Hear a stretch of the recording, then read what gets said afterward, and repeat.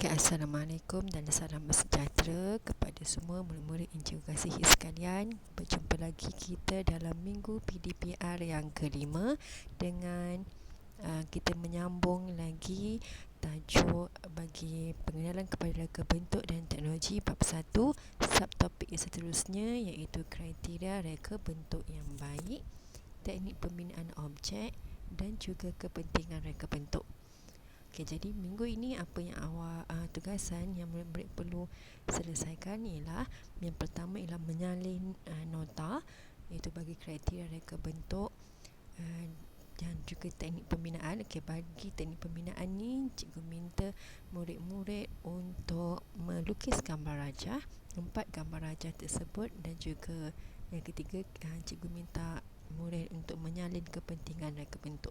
Okay, dan setelah selesai menyalin ke semua nota tersebut, boleh buat latihan di buku aktiviti, mengikut muka surat yang telah ditetapkan. Sekiranya murid masih lagi belum mempunyai buku aktiviti, boleh menyalin jawapan sahaja. Nanti cikgu akan bekalkan dengan soalan tersebut. Okey, kita teruskan dengan pelajaran kita. Subtopik kita yang pertama iaitu kriteria reka bentuk yang baik. Okey, ada 5 kriteria reka bentuk yang baik. Okey. Kriteria reka bentuk yang baik perlu dikenal pasti supaya dapat membantu kita untuk membina lakaran dan juga untuk kita mengenal pasti yang produk mana yang berkualiti dan produk mana yang paling bagus untuk kita pilih. Okey. Kriteria yang pertama ialah kreatif ataupun kreativiti, menghasilkan produk yang memiliki reka bentuk baru. Okey, yang pertama ialah kreatif. Okey, menghasilkan produk. Okey, kreatif ni melibatkan idea baru dalam menghasilkan produk reka bentuk. Okay, selain itu dapat memperbaiki fungsi produk sedia ada bagi memberi manfaat yang lebih baik atau lebih pelbagai fungsinya. Okey, bila ada sesuatu produk yang sedia ada di pasaran, mestilah ada sedikit kekurangan pada produk tersebut. Jadi mengikut kreativiti yang ada pada seseorang, dia boleh mengubah produk yang sedia ada tersebut menjadi produk yang baru, sama ada melalui luaran yang baru ataupun fungsi yang telah ditambah. Okey. Yang kedua ialah kualiti ataupun tahan lasak. Okey, bagaimana kualiti dengan tahan lasak ni merupakan kriteria reka bentuk yang baik. Kita memerlukan produk yang tidak mudah rosak. Okey, produk yang dihasilkan perlu mempunyai ciri kekuatan, iaitu tidak mudah rosak atau hancur. Bagaimana kita nak pastikan melalui bahan pembuatan yang dipilih. Okey, kualiti produk ditentukan melalui ketahanannya semasa digunakan. Kita mestilah nakkan sesuatu produk tu tahan lasak dan tahan lama supaya berbaloi untuk kita membelinya.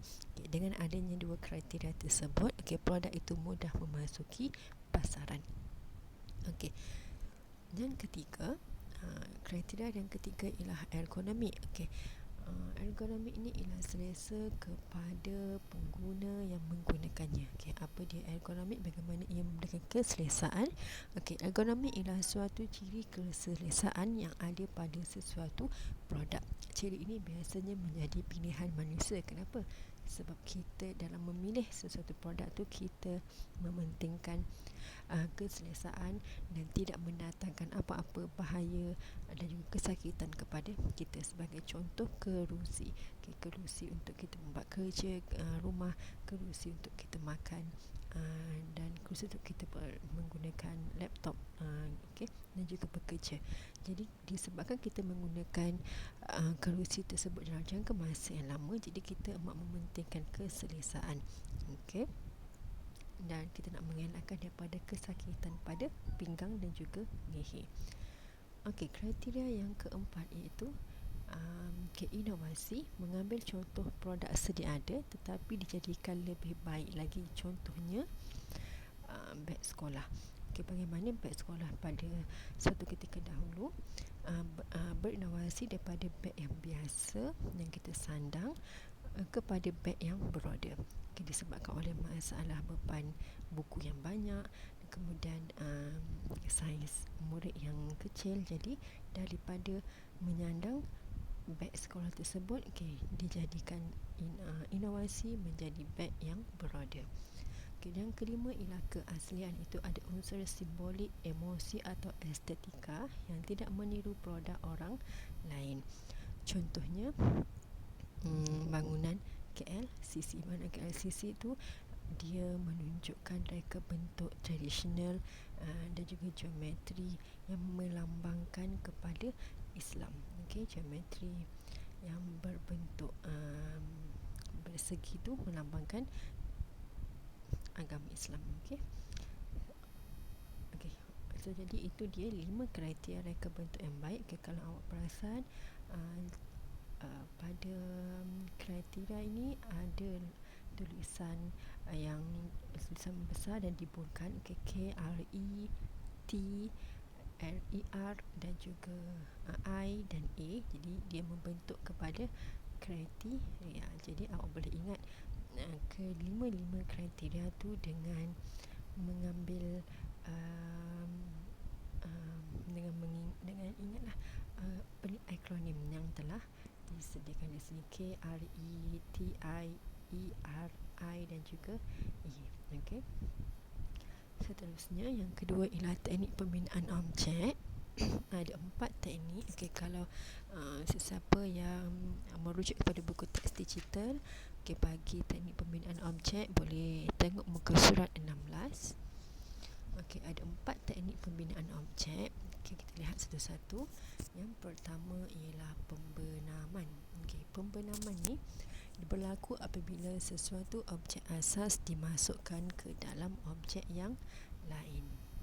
Sebagai contoh, ini adalah objek A, ini adalah objek B, dan kemudian dia membentuk objek yang baru kepada C. Jadi A dan A dibenamkan ke dalam B dan dia akan membentuk C. Itu adalah pembenaman. Kita memasukkan objek asas dimasukkan ke dalam objek yang lain. Kemudian bagi pembuangan pula, kita ada objek A, kita ada objek B, dan kita ada objek C, dan kita ada objek D. Objek A ialah objek asal. Kemudian kita daripada objek A tu kita pecahkan kepada B dan C. Bahagian C kita buang dan bahagian B kita kekalkan menjadi D. Itu adalah pembuangan. Teknik ini dilakukan pada bahagian yang tidak dikehendaki. Jadi C ialah tidak dikehendaki. Pembuangan boleh dilakukan dengan cara sama ada dikerat, ditebuk atau dicungkil keluar. Seterusnya penyatuan. Kita ada objek A, kita ada objek B, dan kita ada objek baru C. Jadi objek penyatuan lakukan dengan mencantumkan 2 atau lebih objek tanpa melibatkan pembuangan atau pembenaman. Kita tak ubah apa-apa pada objek A dan juga B. Objek asal A dan juga objek asal B kita cantumkan menjadi C. Penyatuan biasanya dilakukan dengan menggunakan paku, skru, glue dan juga rivet. Penyatuan boleh dilakukan secara bertindih pada tempat yang sama atau bahagian bucu atau sebahagian sahaja. Kalau pada contoh yang diberikan ni, penyatuan dilakukan pada bahagian ini. Sama ada, jadi kita boleh cantumkan sama ada menggunakan paku, skru, gam ataupun rivet. Kalau nak contoh yang senang, kita boleh imagine bila kita bermain Lego tu dicantumkan. Itu adalah penyatuan. Dan teknik yang keempat itu peleraian.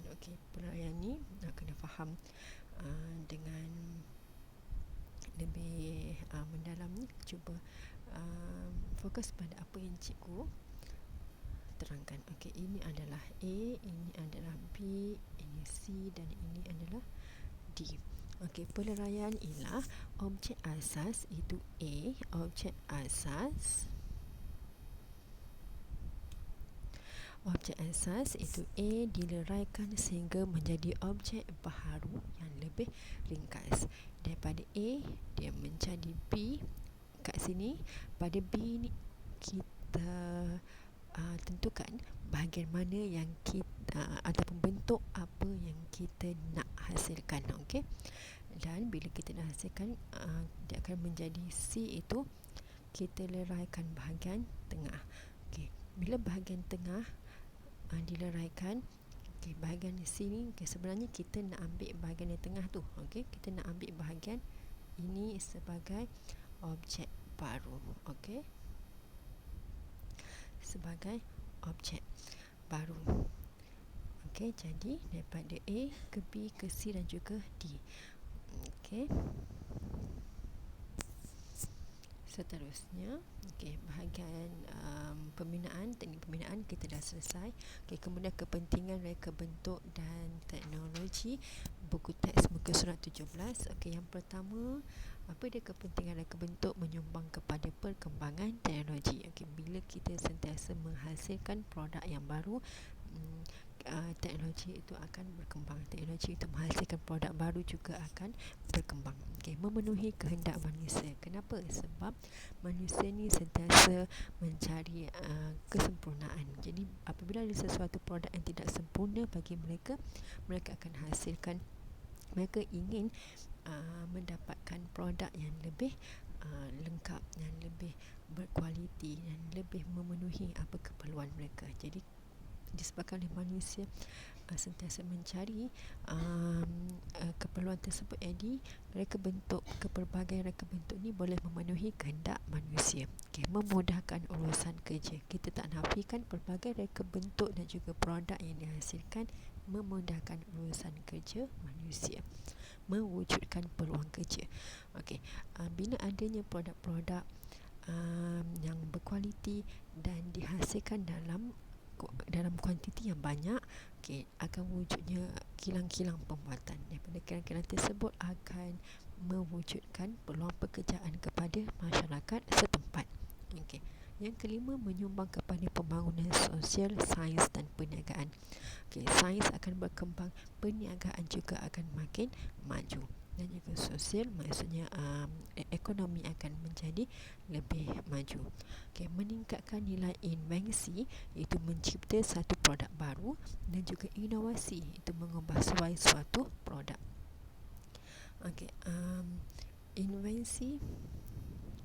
Okay, invensi dia boleh jadi bila kita mencipta satu produk yang baru. Ialah produk itu sebelum ni langsung tiada, kemudian kita ciptakan sesuatu yang baru. Okay, inovasi ialah kita mengubah sesuatu produk. Produk sedia ada, kita ubah untuk jadikannya lebih baik. Itu adalah inovasi. Okay, kepentingan reka bentuk dan teknologi mengikut bidang. Okay, ada buku teks muka surat 18. Kita dapat banyak kepentingan reka bentuk dan teknologi mengikut bidang pengguna dan sektor. Bidang tersebut terbahagi kepada beberapa sub-bidang. Okay, pada buku teks ada banyak sub-bidang. Okay, 1, 2, 3. Ada 9 sub-bidang, tapi apa yang awak perlu sadin cuma 4 sahaja sub-bidang. Okay, kita tengok bidang sub-bidang industri. Dari segi kewangan, pembinaan, penghilangan dan juga pelompongan. Okey, kesihatan dan keselamatan, bioteknologi, bioperubatan, perlindungan, kebakaran, pemakanan, pakaian dan lain-lain. Okey, dari segi kediaman, peralatan-peralatan di rumah, pembungkusan seperti bekas makanan, minuman dan lain-lain, dan juga ketenteraan, bom, kejuruteraan, angkatan laut, darat dan udara, senjata api dan lain-lain. Okay, ini semua adalah bidang yang menunjukkan pelbagai produk-produk yang telah dihasilkan bagi sub-bidang-sub-bidang yang tertentu. Okey, sebagai contoh dari segi pemakanan, pelbagai produk-produk pemakanan yang telah diperkenalkan untuk memenuhi keperluan makanan manusia. Peralatan-peralatan di rumah, pelbagai peralatan-peralatan untuk membersihkan rumah, untuk menyenangkan, memudahkan kerja-kerja di dapur dihasilkan. Semuanya untuk memenuhi kehendak manusia, untuk memudahkan urusan manusia. Okey. Okay, jadi itu sahaja untuk minggu ini. Okay, cikgu harap boleh salin ke semua nota. Okay, salin. Okay, yang pertama salin, yang kedua salin, dan juga lukis gambar rajah. Yang ketiga salin juga. Okey. Kemudian bila salin, okay, boleh buat latihan di buku aktiviti. Okey. Sehingga kita berjumpa lagi pada minggu hadapan. Assalamualaikum.